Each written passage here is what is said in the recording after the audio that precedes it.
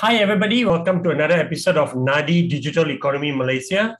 We're going to get right into this week's show. And I think it was a story that just came out yesterday and kind of late, but it was about one of the largest. I thought actually Sime Darby was the largest conglomerate in Malaysia, but Mr. Bing told me that I was wrong. It's actually Bausted. But this story is not about Bausted. It's about Sime Darby, one of the oldest conglomerates in Malaysia. Yeah. They have taken part in a US $55 million, right, B round series round investment into a mobility business, right, called Socar Mobility Malaysia, which is amazing to me. I think the fact that one of the oldest conglomerates in Malaysia, and I know Dzof, off camera, we were making the joke that isn't palm oil enough of a business for them. They're also a major property player because they're a conglomerate, right? But I think I love this story because I think the fact that a traditional, very old, and you consider like a plodding, brick and mortar company has decided to take this amazing, and I say even audacious, step to invest in a mobility startup, right? And there were only two investors, right? It was them and it's another Korean company. I think they call them West Bridge or whatever, right? I may have had the name wrong. East Bridge Partners. Probably Westbridge is another company, but Eastbridge Partners, right? Only two of them invested in this, which means that Sime Darby put in a significant amount of US dollars, right, into it, times 4 into ringgit. This sends a great signal to the rest of corporate Malaysia, which is maybe taking their time with transforming and adapting their business to digital to say that, whoa, really Sime Darby, a group just did that. And I sent the article to a gentleman I know who is on the board of 3 leading companies, and one of which is the chairman of the board. I sent it to him and I checked earlier, and the reply I got back was, oh, this is very interesting. So I don't know what he will do, but the point is that I think this has significant ripple effects in the whole of brick and mortar Malaysia, the whole economy of Malaysia. So I love what Sime Darby has done. Kudos to you, the board members of Sime Darby, and whoever pushed for this, champion this to be done. I think this is great, and it's going to, probably this is one of those invisible things where it doesn't sound like a sexy story, but I think it'll help accelerate the digital economy adoption in Malaysia as well. I mean, to me, I'm just looking at the numbers here, right? So the Series B funding was 55 million US. I mean, That's not a trivial amount. No, 220 million Malaysian, yeah. Given that Socar Mobility Malaysia is valued at 213 million, that's quite a large chunk of it. So it's a serious investment into yes. And of course the other thing is we've seen a lot of car related. So Qasim is the obvious one, and then I don't know whether you want to call Grab a transport thing, right? It seems to be like, of all things, mobility is the thing that gets people excited. In terms of funding. But I think another thing, Dzof, is that what's interesting about this company, people who remember, and not many may know, Socar came into Malaysia like in 2018, but Socar was actually founded by Socar Korea. So there's already a Socar Korea, and it actually celebrated its 10th year in Korea this year, and it's got 7 million members. And what is significant is that according to an article from a Korean English website, not many of them in English there, but in 2019, one in 5 Korean drivers who holds a Korean driver's license is a member of Socar Korea. So significant. But what's interesting is that this investment by Sime Darby was in the Malaysian-owned vehicle of Socar. But this Malaysian-owned vehicle will be powering Socar's, push into Southeast Asia. So it's interesting that Socar, Sime Darby has invested in a company, first Malaysia, but they're already now, I think, in Indonesia also. But they're planning to expand their footprint into Southeast Asia. So definitely at some point they're going to be, hitting heads against Grab. So I think this is an interesting space, and Leon Fong is the CEO of Socar Malaysia. So congratulations to him and his team, and good luck, right, with growing the business in Malaysia further and out of Malaysia. By the way, I'm a customer, and I know, Dzof, you said you're a customer. And quickly, let's plug also, there's a Malaysian mobility startup, right, that does Go-Car. So, I think they're owned by one of the brick and mortar company. If I'm not wrong, I could be wrong. I don't know whether it's a travel company or they're owned by partly owned by Tan Chong Motors even, right? So, but there's a brick and mortar investor in Gokar, Malaysia. Very interesting what's happening in this space, and good luck to both of them. But I'm a customer of Gokar also, by the way. So Dzof, go ahead. Yeah. I just want to say the reason. I mean, I used to be my family a 2-car family, and then it turned into a 1-car family now, and we were using Socar when I needed to go to the airport. I would find it easier to rent a Socar, take it to the airport, and leave it at the airport because you could do that. And Yep. It was this sort of thing, like, and we'll be talking about this in other parts of this episode. Like, what is the pain point? Right? Yeah, let's move on to the next story. Dzof, you can take the lead here.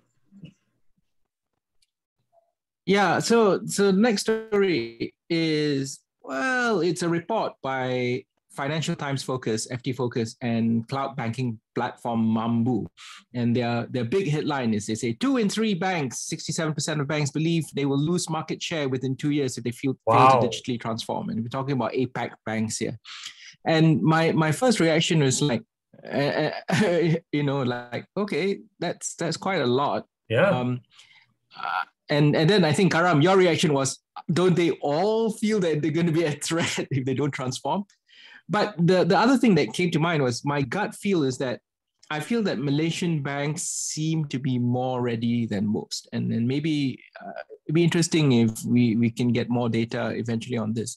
And the reason why I say that is because, first, it's to see the fact that you can see Malaysian banks have made, it's not really a pivot to digital, but they've certainly gone more and more digital, and the pandemic has really helped them push them in that direction. Correct. So I also... The second thing is, of course, Bank Negara and the digital banking license, and you see the response to that and how exactly. I would say large it was, right? So I know. So clearly there is a lot of churn in that space, like if I'm using the right word, right, in terms of the talent and understanding what it means and the kind of markets you're trying to take advantage of.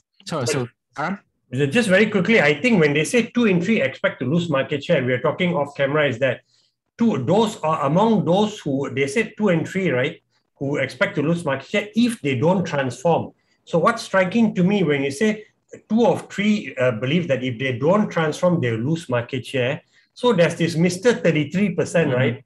Which of these banks, this 32%, think that even if they don't transform, which means to adapt digital, they're confident they won't lose market share. So all you startups out there, fintechs, right, you got to target these jokers, right? Because that is an amazing stat to me, right, that leaps out, which is, sometimes you got to read between the lines. So this 1/3 thing, even if they don't transform, they'll be okay. I would beg to differ, but we leave that for another day. So for all you startups out there, you may want to try to dig and see which banks said that they're okay if they don't transform, and you got to target their customer base, right? Okay, so let's move on to the next article, which is actually very interesting. So Dzof, you want to lead with this? Oh no, sorry, I will lead with this because because we're doing it. Okay, you want to lead with this? Go ahead. Okay. I don't want to. We are both Malaysian, Karam, and this next article is about the National Mobile Application. You know that MCMC, the Malaysian Communications and Multimedia Commission, says that we're going to be developing an all-in-one platform, a super app for the Malaysian government. They didn't say that; those are my words. And what I think you and I found quite amusing is that the first thing that came out of this announcement was that the government says we have a survey which would like you Malaysians to please fill in. Your opinion matters. Your opinion matters. Filled in the survey. I filled in the survey. But I mean, Karam, do you think this is a good idea? Do you think it's a good idea that government has such a deliberate initiative to try to put everything into one super app? I think there are times where it is safe for you to say we want your opinion. Your opinion matters, right? So Malaysians have already clearly said that we had all the political leapfrogging of this, joker MPs jumping around here and there, and the backstabbing. All of us had that. You don't even need to do a survey to understand that, right? And yet they're still doing all their political shenanigans. So that one, they don't want to do a dipstick survey. But here they are launching a survey. This is safe. You're saying we're being inclusive, but hey, if you want to roll out a super app by the government, you need to do two things which are no-brainers, and you don't need to waste time on asking for people's opinion. One, any service, any government revenue generating service where the consumer, the taxpayer needs to pay, please digitize that so that people don't have to go somewhere to make a payment, right? Is that even a no-brainer, right? Is that even rocket science? And the second one is where there are some instances you still need to download some forms, and horror of horrors, you actually need to go to a department somewhere to get a physical form because it's not made available for download. How ridiculous, how ludicrous, and how shocking and embarrassing that is, I don't know. And if I'm worked out about this because I know my 18-year-old boy now, because he's doing his driver's test and he's partially colorblind. So apparently you have to get a particular form that is only available if you go to a particular JPJ office in KL. If you're in the Klang Valley, right? You got to go to one bloody JPJ office to queue up, get a number queue up, and just get sign up, borang ini. And then you go back and fill it up, right? How embarrassing and ridiculous is that? How outdated is that? I have no idea. I'm sure there are other examples like that also. So you just do these two things first, right? And you can put other things in there. And by the way, I would argue that My Sejahtera is already our all-in-one app, right? Everybody and almost everyone's grandparents have the app downloaded, right? Use that as your all-in-one app, right? It's very easy to add APIs to integrate all these services. Why you want to go and build a new, national mobile all-in-one? They don't want to use super app. Maybe they said, let Tony, keep the word super app. We keep saying it all the time, right? All-in-one platform, right? I totally don't agree with building a new one. I would argue that My Sejahtera can do it. It's already the de facto super app for the country. There you go. Yeah, I mean, the other thing when we were talking offline about this, I reminded Karam that government used to have this no wrong door policy, right? This idea that whichever government department you went in for service, they shouldn't just tell you this is the wrong department and leave it at that. The policy was that they had to help you find the right person to talk to. And I think for me, that it's logical that you should extend this to apps, right? So if you go to an app, let's say to one government app, and you want to get something and that service is not there, it should be easy for you to somehow navigate to find the right service. Now, do you need a single app to do that? No, I would argue that's not necessary. I would argue that it could even be restrictive. I think there's more sense that you build sort of an ecosystem and you make it clear that there are linkages between everything. I would say look at Estonia, look at how Estonia is managing data, for example. They want to stop the situation where you have to enter your data 5, 6, 7 times at 5, 6, 7 different ministries, right? The idea is that you sort of just enter it once. And sorry, just quickly. So I think all those things can be done without necessarily. Exactly, it can be done without you having asking the public, right? What they think there should be in this. I mean, yes, exactly. I agree with you. So, but hey, the survey is there from September 15th to October 6th. So you can say what you need to say on it. It takes me I will go and vent. I won't say I want to vent on this, right? So fine. I got to admit, Karam, I'm trying to remember where there is a comment box that you can fill in, whether there is a limited amount of space or not. I will maybe any comments. I will vent on the MCMC Facebook page or maybe on their Twitter then, okay.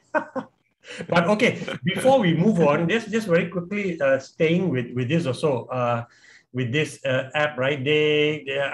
Hopefully, by the way, at least it's in 2 languages, right? It's in English and it's in Malay, because there are obviously a fair amount of non-Malaysians, right, who are working in companies here, or students, right, who need to use this. So the app has to be basic dual language, if not quadruple language, right, which is obviously then Mandarin and Tamil also. So, let's not just have it in one language. So, okay, with that now, let's move on to Alpha quickly. And I just want to say, so Alpha Startups Digital Accelerator is back. By the way, Alpha Startups, right, their accelerator is the oldest accelerator in Malaysia. And their digital accelerator, of course, started last year in response to the pandemic. So they just started, but all in together, Alpha has got 38 cohorts. The current cohort that just started on Monday is their 38. So imagine all the entrepreneurs who have gone through that, who've got a coaching, who've got a scolding, who've got an inspiration, who've got a dejected, right? That's fine. who've gone through the program and come out the better, the wiser for it. So, and what I like about this is that they actually now have MDEC. Kudos to MDEC for partnering with them. And apparently MDEC was a partner with them in the early days or so. So now MDEC has come back. And also Digital Penang. So Bikesh has managed to get MDEC and Digital Penang to partner with him. So they're co-running, and promoting this current cohort, which I love. So hopefully he gets more ecosystem partners after that also. So just with that, by the way, it's already too late to enter now, but watch out for cohort 39, okay? And definitely this is a accelerator that you want to be a part of. So let's now move on to the last one. And Tony, Dzof, you want to take lead with this? Okay, so we mentioned Tony already earlier. Yeah. This is just to take note, right? That Tan Sri Tony Fernandez said, and he said, in conjunction with the release of their financial results for the second quarter of this year, he said, our transformation is over and AirAsia is now an investment holding company, portfolio, sorry. Oh my God, I got that wrong. I'm going to have to do this again, Karam. No problem. Just start again. No problem. That's easy. Just edit it out. Sorry. So Tony Fernandez had been talking and he was giving a statement in conjunction with the release of their financial results for the second quarter. And what he said was that AirAsia Group's Berhad's transformation into a digital travel and lifestyle group has now been completed, which I'm like, really, Atoli, really it's been completed. And I think Karam, you sort of said, well, this is a statement. Well, it's a statement. It's a statement by AirAsia, the company, right? To say that they are serious about this. Do you want to call it a pivot? Do you want to call it a foray into a digital space? And they're saying that this is, I think AirAsia with all the acquisitions that they've made. And I think it's fair to say there's still probably question marks over it, whether it can really truly be a success and compete with the big guys. But I think, Kara, maybe you're more optimistic than not, right? No, I am, but Tony is just eagerly awaiting probably a SPAC listing, because there's already news that they're trying to do a SPAC listing in the US, and he will be continually talking up their digital ambitions. And it is not a pivot, by them. They're already rolling out, already offering the services in the brick and mortar world. They're just presenting a stronger digital interface. And of course, through his investment with Gojek, right, in time to take their Thailand business, he is going into businesses where like food delivery and delivery, which is never part of AirAsia, but it is part of the AirAsia in the sense that they're doing delivery, cargo delivery. So it is just a ancillary service, but because digital is sexy and digital gives you your 20x valuation, your 200x valuation, even beyond your boring, low cost or budget airline. So he's just being smart in playing with the odds, right? The odds are way more better when you call yourself a digital player. And that is what totally he has been focusing on for the last 1 year, especially when your brick and mortar business grinds to a halt, right? So credit to him, he's seizing an opportunity. So let's see how the market buys it, and the proof will come when they actually go for their SPAC listing, right? It'll be fascinating to see what happens there and how the market responds to that. I think there are two aspects. One is whether the airline industry will be back to where it was before, when everything hits towards normal. And my gut feel is it won't be the same. There will be lower demand in certain segments and certain sectors. So you can't get back to that point. No. The other thing to note is that AirAsia has proposed something called a renounceable rights issue of up to R1 billion. So basically it's telling its shareholders, you guys have a opportunity to buy in even more, right? Yeah. And why would they want to buy in more? Because of this promise, I guess, that Tony Fernandez has put out. But that's Tony lah. That's Tony. Yeah. Yes, I was actually going to comment that's Tony. He's not sitting still and waiting for things to happen. He's trying to make things happen. So anyway, with that, we'll end this week's show. We hope you enjoyed it, and we'll see you back next week with more opinions, analysis, and comments from me and Dzof. Okay, bye.